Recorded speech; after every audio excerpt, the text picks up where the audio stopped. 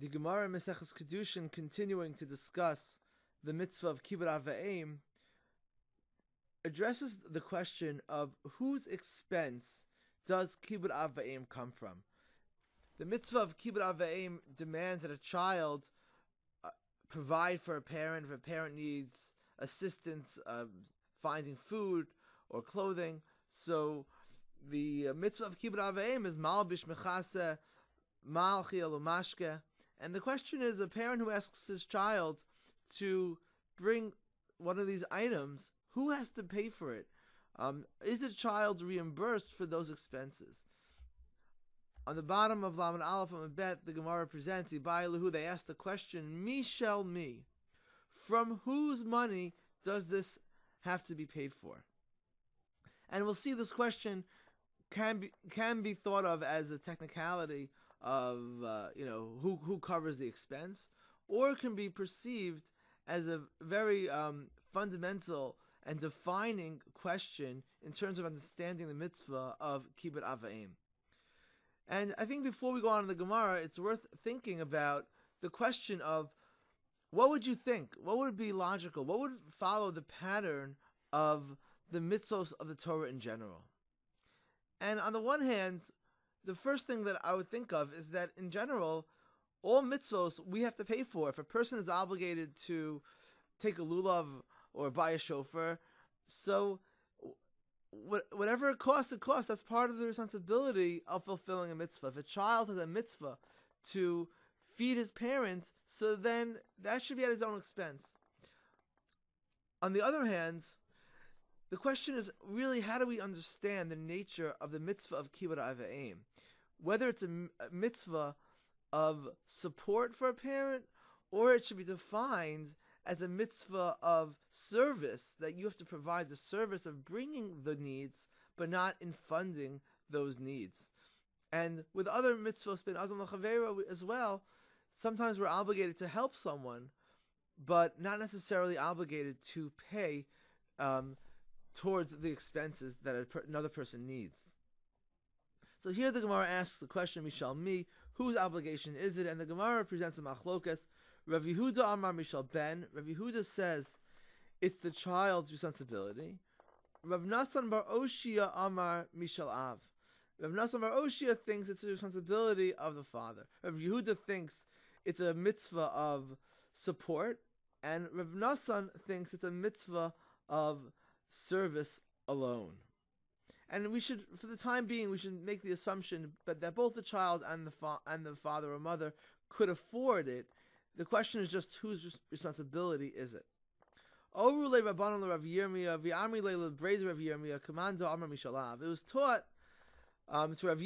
or to Rav Yirmiyah's son that the answer is that we paskin like Rav Nasan, that's Mishel Av. And in fact, we'll see that this is the preferred psak. But the Gemara is not yet determined which position is stronger or more compelling. And the Gemara tries to bring proofs one way or another. And let's look at the Gemara's continuation.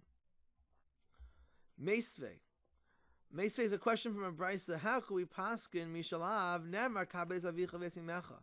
V'nemar kabedes Hashem yornecha.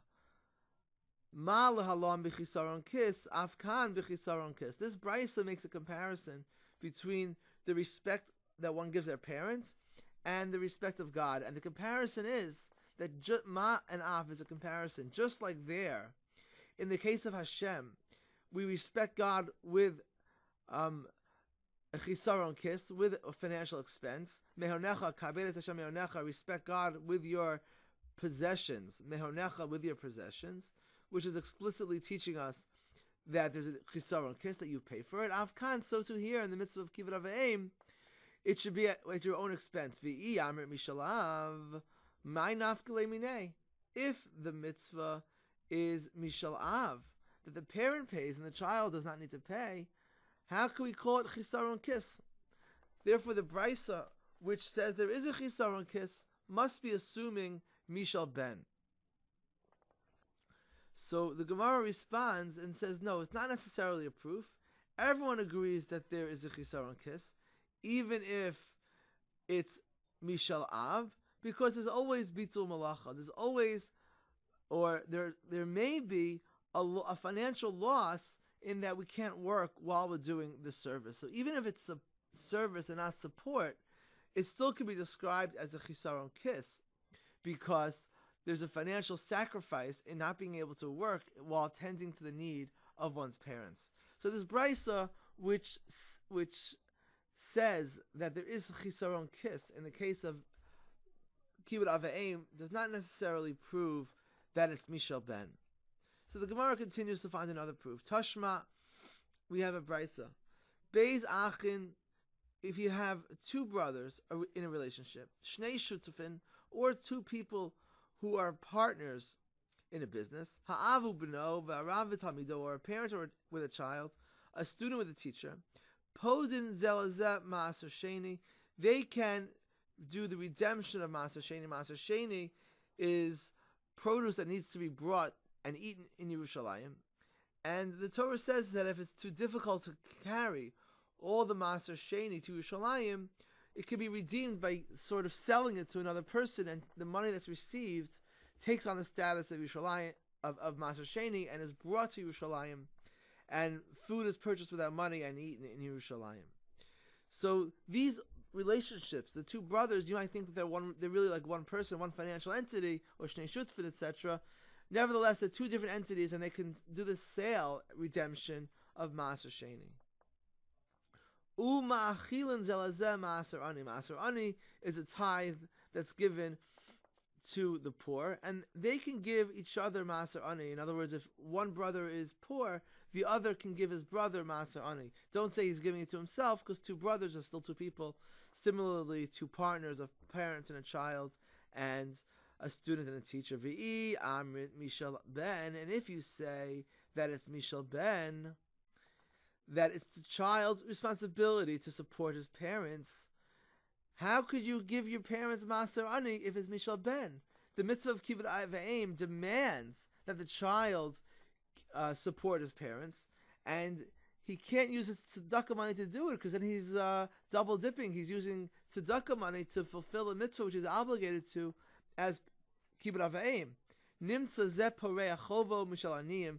It would mean that he's paying his debt, meaning his debt to his parents, with money which is earmarked for the poor, and this child is not poor and can therefore not use Maaser Ani to pay his parents. So this seems to support Mishel Av, which means that it's really not the child's financial responsibility to support his parents, and that's why a person can give his parents Maaser Ani. So here the Gemara rejects the proof and says, Lo tzricha lahadafa. No, what we're talking about is hadafa, that a person's responsibility of Kibud Av Vaem demands support to a certain degree. Rashi says, Beinoni, you have to provide basic needs. But let's say the parent wants something which is not included, that wasn't covered in Kibud Av Vaem. The parent is still poor. So for that, a child can give his parents Maaser Ani for that additional support. Ihachi, if that's the case, if that was the case that this whole brisa is speaking only about hadafa, Hainu du Ketani Allah Amar Rabbi Yehuda. Look what Rabbi Yehuda added on to the brisa. Tavo me'ira lemisha machilas aviv maaser ani. That a person should be cursed if he gives his parents from the maaser ani. Meaning, even though the brisa says you're allowed to give maaser ani, Rabbi Yehuda adds that this is a very undignified quality and it's inappropriate. To support your parents with tzedakah money, it's degrading. But ila hadafa, if we're speaking about hadafa, if this child already gives his parents full support, and this is an additional amount that he's giving out of his tzedakah funds, my nafkamine, why is this considered to be inappropriate? So the Gemara responds, no, afilu hachi zila be milta. Even though it's only in respect to hadafa, it's still degrading to take money which was earmarked for the poor and give it to one's own parents, even if the child is supporting the parents with their own money. But at all, to give parents money that was designated for the poor is simply degrading. So here, this is also a proof that we tried to prove Mishel Av, but it was not necessarily compelling. Here the Gemara continues and offers a third attempt at a proof. Tashma, we bring a brayta. Shalus Rabbi Eliezer. An heichon Kibud Av Vaem. How far does the mitzvah of Kibud Av Vaem go? This is a quote from earlier than Gemara. Amar Lahem, Rabbi Eliezer says, Kadesh Yatil Arnaki V'Yizer Kenel Yam B'Fanav Ve'Eno Machlimo. Kibud Av Vaem demands that we go to such an extent for our parents that even if they would throw a wallet, our money into the sea, we wouldn't hurt them or embarrass them or offend them. That's how far Kibud Av Vaem goes. V'i Amrit Mishel Av. If you say it's Mishel Av, that it's a parent's financial responsibility to cover Kibud Av Vaem, my nafkele minei. Why is this the most extreme example of Kibud Av Vaem? It doesn't even affect you at all. If Kibud Av Vaem is Mishel Av, then anything that's done in respect, the father has to, or the mother has to financially support. So if they want to throw their money in the ocean, why would this child even get upset? Why is it a big deal and an extreme example of Kibud Av Vaem? This isn't even difficult at all. So the Gemara responds, "B'ra'oi liyarsho," that it does because a child often stands to inherit his parents' money. So even though it's the parents' money, and if the parent throws the money away, the child shouldn't get upset, but they'll get paid back from the parent. Nevertheless, the child would still be upset because he stands to gain this money ultimately on Me'av Yesrim. So because of that possibility of inheritance, it would be an extreme example for a child to not get upset at his parents and not yell or embarrass or degrade his parents in that case. So here we have another example where we try to prove Mishel Ben, but it was deflected as a non-compelling proof. The Gemara, as an aside, continues with this example of the extent of Kibud Av Vaem. V'chihad Rabba bar Rav Huna, and this is similar to a story of Rabba, the son of Rav Huna. The Rabba Huna kara shirai ba'anpei Rabba brei. Rav Huna tore expensive fabrics in front of Rabba, his son. Amar, and he said, Ezel echze I rasach ilo rasach. Let's see what a tzaddik my son Rabba is, whether he'll get angry at me. Let's see if he has mastered the mitzvah of Kibud Av Vaem, or is it something that we still need to work on? So, as we just said, this is the extent to which Kibud Av Vaem goes. So Rabba thought that this was a good test to see if his son had mastered Kibud Av Vaem. The Gemara asks, how can you actually do this?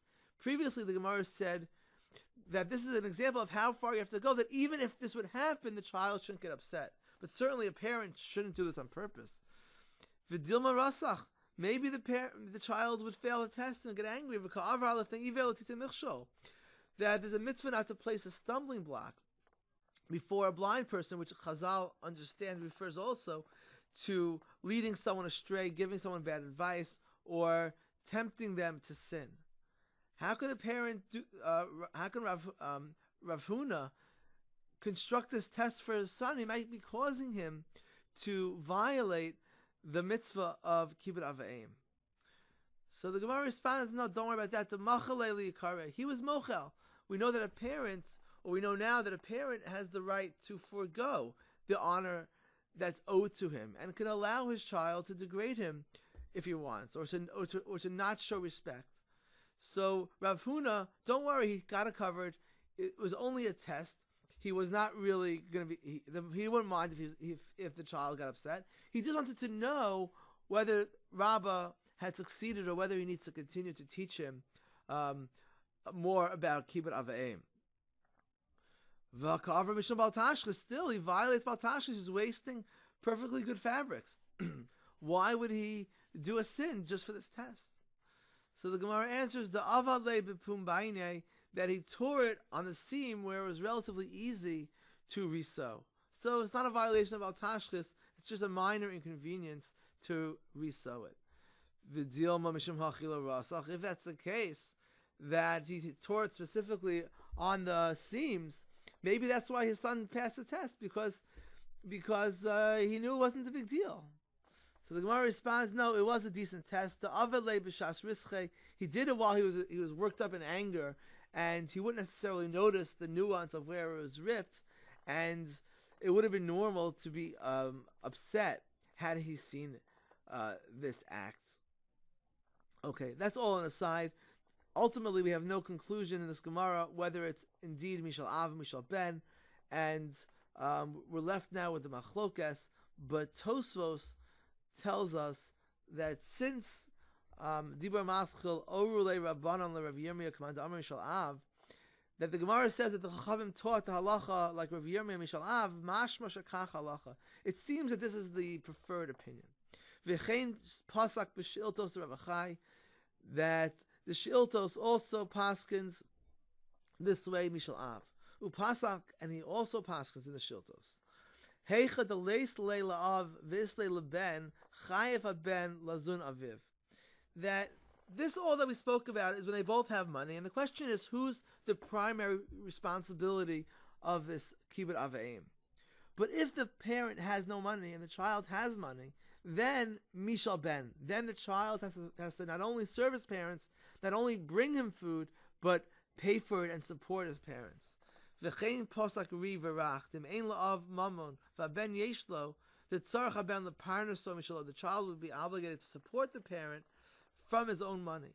And Tosfos goes on to say the lo yehei ela acher, because he should be no less than anyone else in the street. A mitzvah, a person is responsible to support anyone in need, certainly a parent.